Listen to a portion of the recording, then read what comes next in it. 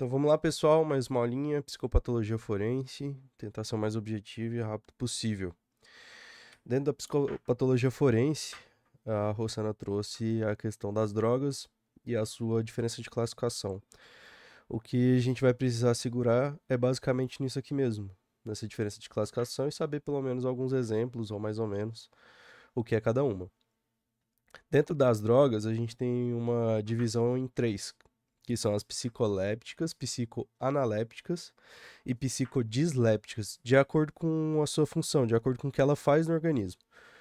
Sendo que uma excita, é estimulante ao sistema nervoso central, a outra é perturbadora do sistema nervoso central e a outra classificação, ela é depressora do sistema nervoso central. Então, dependendo da droga que a gente estiver analisando, ela vai ter um determinado tipo de ação. E quais são essas drogas? Quais são essas classificações? Primeiro vamos começar pelas psicolépticas, que são as depressoras do sistema nervoso central.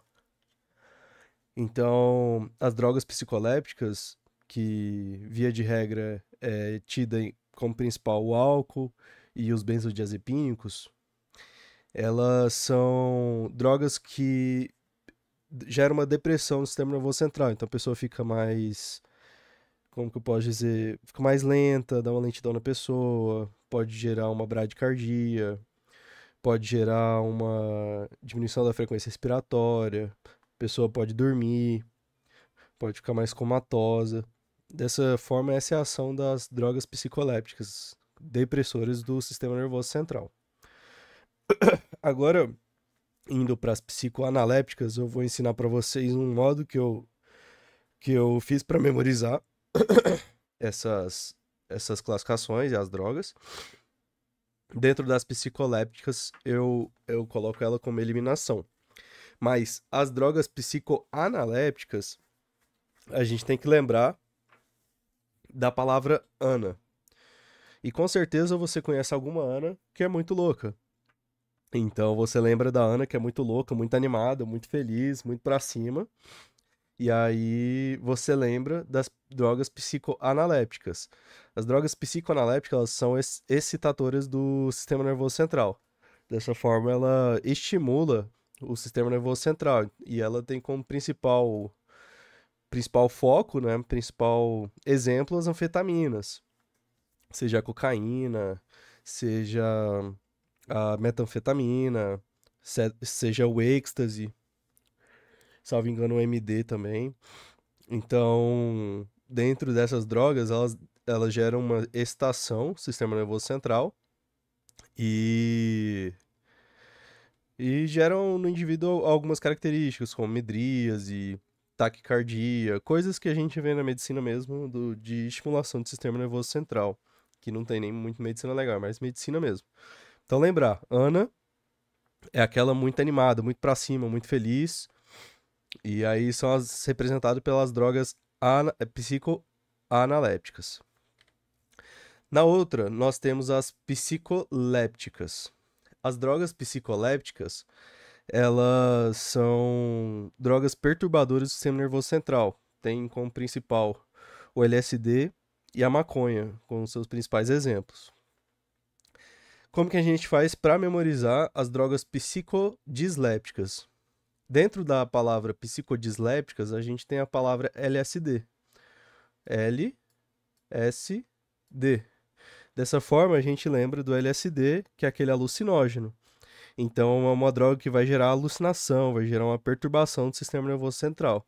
E com essa perturbação, acaba que o indivíduo tem algumas alucinações visuais, alucinações auditivas, alucinações táteis, e aí vai. E aí lembrar que seu principal colocado é o LSD. E dentro da palavra psicodislépticas, é a única que tem a palavra LSD, LSD. Então, quer dizer que são as drogas perturbadoras do sistema nervoso central. E aí a psicoléptica entra como aquela que tá sobrando, né? Que não tem nem LSD e nem a ANA. A ANA é animada, então ela gera uma estimulação do sistema nervoso central. A psicodislépticas tem o LSD na palavra Então, se tem o LSD na palavra, quer dizer que é perturbadora, é alucinógeno. E as psicoléticas, que são as depressoras, é a que não tem nem LSD na palavra e nem tem ANA na palavra. Então, são as depressoras do sistema nervoso central. Dentro da embriaguez, existem 3 fases, que são representadas primeiro pela fase do macaco, a fase do leão e a fase do porco. E como o álcool é muito presente na nossa sociedade, fica um pouco até fácil da gente visualizar essas fases da embriaguez. Primeiro a fase do macaco, que é aquela fase de agitação, de felicidade, que traz aquele estímulo. A pessoa fica mais estimulada a fazer as coisas, fica mais feliz. Na segunda, a gente lembra bem da fase do leão. Vou colocar aqui, na primeira, a fase do macaco, que é a fase de excitação. A segunda é a fase do leão, que é conhecida também como fase de confusão, agitação, mas o meu foco principal no leão, pra gente lembrar, é a fase que a pessoa realmente vira um leão. Então ela acha que ela é superior às outras. É aí que acontecem muitas brigas em bares, porque um cara acha que é melhor do que o outro. Muitas vezes também acontece dele achar que pode tudo, então ele fala sim para muitas coisas que ele não falaria se estivesse sóbrio. Então, por exemplo, nessa mesa aqui, vira e fala: Não, você vai pagar o de todo mundo, né? Ele fala: sim, vou pagar o de todo mundo, vou pagar o de todo mundo, porque eu sou o pica, eu sou o leão. Então, essa fase é muito característica disso. Há um empoderamento do indivíduo, que ele acha que ele é um leão, que ele acha que é acima de todo mundo. E essa é a segunda fase da embriaguez. Por fim, é a fase comatosa, também chamada de fase do porco. Lembra que o porco fica dormindo, ele fica mais comatoso, mais preguiçoso. E essa é a terceira fase da embriaguez. A fase que a pessoa quer dormir, quer descansar, não consegue mais fazer as coisas, às vezes desmaia, por conta dessa questão comatosa, dessa característica comatosa da fase do porco. Então, lembrar das 3 fases: macaco, leão e porco. Ver se tem mais alguma coisa, acho que não. Nos outros slides seguintes, na outra segunda parte, a Rossana trouxe algumas coisas que eu vou trazer para vocês, mas eu não gostei nem um pouco dos slides dela, então eu fiz um slide para a gente entender melhor, que é a respeito da imputabilidade penal. Primeiro a gente tem que entender o que é a imputabilidade penal. A imputabilidade quer dizer que o indivíduo pode sofrer uma pena, ou seja, o Estado tem o direito de punir ele. Isso que trata a imputabilidade penal, que diante do Código Penal, ele dentro do Código Penal tem a pena combinada a determinados crimes, a determinadas ações, omissões, e o Estado tem o direito de puni-lo por conta dessa imputabilidade. Então a gente tem que entender primeiro quem pode ser punido de acordo com o Código Penal pelo Estado. É aquele que é completamente capaz de entender o ato ilícito e agir conforme esse entendimento. Então, tiram-se dessas também as pessoas menores de 18 anos por essa questão de não entenderem completamente o ato. Então, para uma pessoa poder ser penalizada pelo Estado, de acordo com o Código Penal, ela precisa entender o que ela está fazendo e ela precisa agir conforme esse entendimento e agir conforme essa licitude, entendendo que aquele ato é lícito ou ilícito. Então, para ela poder ser penalizada, ela tem que entender que aquilo é lícito ou ilícito. Existe uma teoria tripartite no direito que se chama, que só para a gente elucidar mais, mas isso aqui, se não quiser memorizar, não precisa. Que a teoria tripartite, ela junta o fato típico, antijurídico e culpável. Então tem que ser um fato típico, que deve estar no Código Penal, deve ser antijurídico, ou seja, ele deve ser algo que está expressamente proibido, e por fim, culpável. Ou seja, tanto a pessoa, tanto a lei tem que ter a punição, tem que ter descrito como que é a punição. E aí a pessoa tem que agir conforme o entendimento dessa punição e tem que saber que aquele fato é ilícito. Contudo, ela não precisa, de fato, se ela chegar e falar para o juiz: Não, eu não sabia, eu não leio lei, não sou advogado nem nada, isso não é válido. Porque dentro dos direitos civis que se adquire com os 18 anos, entra também a questão da imputabilidade penal. Dessa forma, seria, portanto, obrigatório que todo mundo saiba o que que é certo e o que que é errado. Mas tem que entender que é errado e agir conforme esse entendimento. Dentro das imputabilidades, temos a primeira, que é a imputabilidade parcial. Inimputabilidade parcial, melhor dizendo. Que é quando o indivíduo entende parcialmente. Então, às vezes, ele tem algum déficit, de acordo com desse entendimento do caráter ilícito, geralmente muito voltado às doenças mentais que não deixam o indivíduo completamente incapaz. Então, algumas doenças mentais que trazem um pouco de lucidez ao indivíduo, como por exemplo a psicopatia, ela traz um pouco de lucidez para o indivíduo, ele não é totalmente. eh, ele entende parcialmente o caráter ilícito, consegue agir conforme esse entendimento. Então ele pode ser parcialmente punido. E essa parcialmente punido é uma diminuição da pena original que seria dada aos totalmente completamente imputáveis. No próximo, a gente entra na inimputabilidade penal, que é quando a gente não pode ser punido com as leis normais do Estado, ou melhor, não com a lei normal, mas não pode ser punido de acordo com a punibilidade penal que está descrita no Código. Então, ele não pode ser preso, não pode sofrer multa, não pode ter restrição de bens, restrição de direitos. E por ele ser inimputável, ele tem que ele sofre apenas uma medida de segurança que a gente vai ver mais pra frente.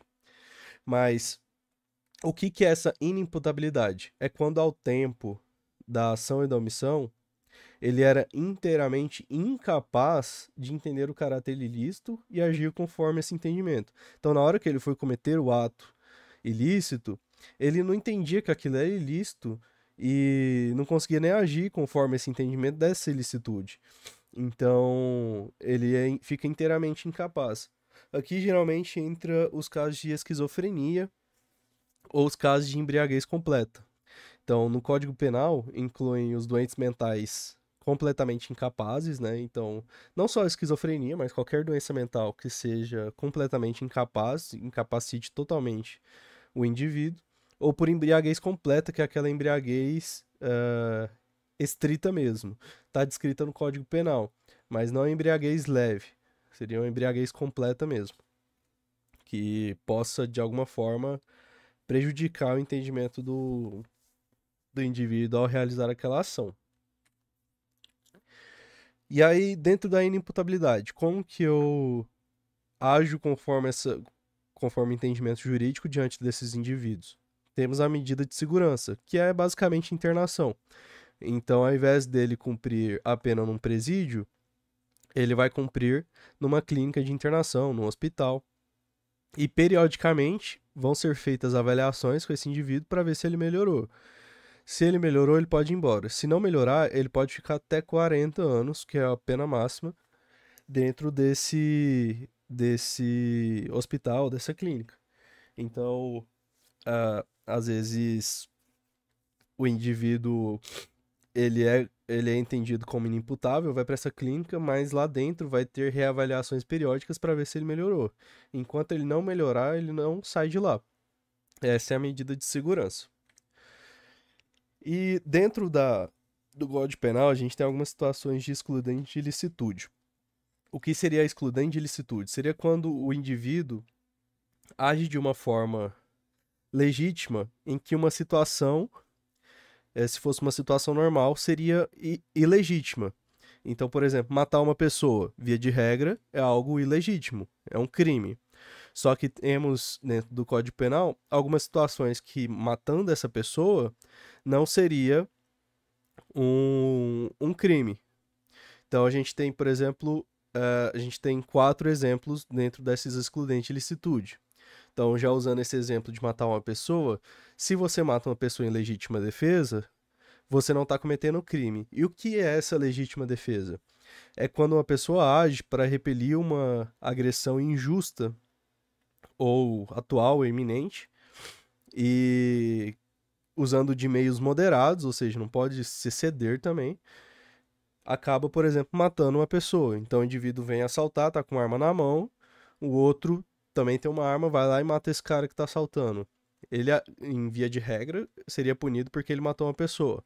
Mas ele estava numa situação que não tinha como e que não era razoável exigir a sua conduta diante dele. Então, matar esse ladrão dentro dessa situação, como já estava armado, não seria, portanto, um crime, porque entraria dentro da legítima defesa. Ele veio para defender, teve que matar para defender, porque não tinha outra forma de dele defender-se, defender outras pessoas.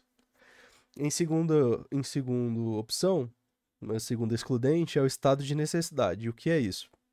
O estado de necessidade é quando é descrito no Código Penal como uma situação em que não se provocou, que o indivíduo não provocou, e nem de outra forma poderia agir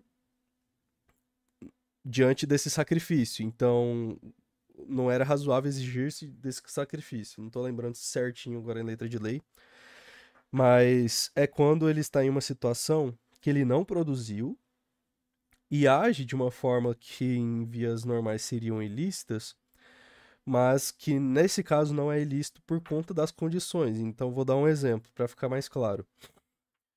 Em um barco existem só duas pessoas e só tem um colete salva-vida. Se um indivíduo A mata o indivíduo B para poder se salvar e pegar esse colete, ele não está cometendo um crime, porque por conta do estado de necessidade.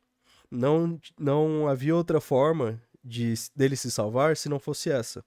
Então, diante do aspecto jurídico, ele não agiu de forma errada e há esse excludente de ilicitude porque sacrifício não era razoável exigir-se diante desse estado de necessidade, em via que somente um dos dois sobreviveria e ele, para se defender diante disso, acabou matando outra pessoa para poder se salvar.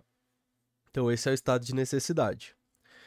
Um outro exemplo de estado de necessidade que eu gosto de pensar bem é um ataque por um cachorro. Se você matar um cachorro, via de regra, é um crime.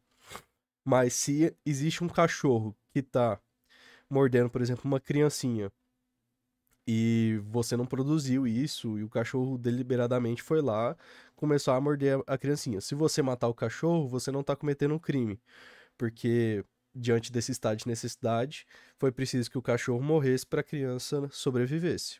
Beleza. Esse é o estado de necessidade. Exercício regular de direito é aquele que você exerce de forma deliberada e de forma legítima e gera uma excludente de ilicitude porque, como você estava agindo de forma legítima, não tem problema. Então, o principal exemplo do exercício regular de direito são as cercas elétricas. Você tem o direito de defender sua propriedade com a cerca elétrica. Então, se um ladrão subir no portão, subir no muro e acabar sendo eletrocutado por conta dessa cerca elétrica, você está dentro do seu exercício regular de direito. Você não cometeu um crime, porque é direito seu colocar a cerca elétrica para proteger sua propriedade. Quem estava errado era o ladrão, mesmo que ele tenha morrido por sua causa, entre aspas, você está dentro do seu exercício regular de direito. E por fim, o estrito cumprimento do dever legal, que é voltado principalmente às polícias. Então, se a polícia mata um ladrão, por exemplo, se a polícia mata alguém que, por exemplo, está sequestrando alguém, está ameaçando alguém, está com arma na cabeça de alguém, ele está simplesmente cumprindo o dever legal dele. Então, esse é a quarta excludente de ilicitude. E é basicamente isso.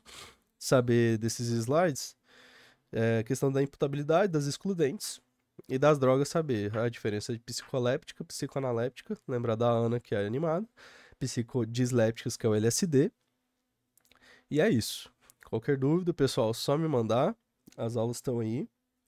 E agradeço demais vocês terem me dado a oportunidade de ensinar um pouquinho de medicina legal.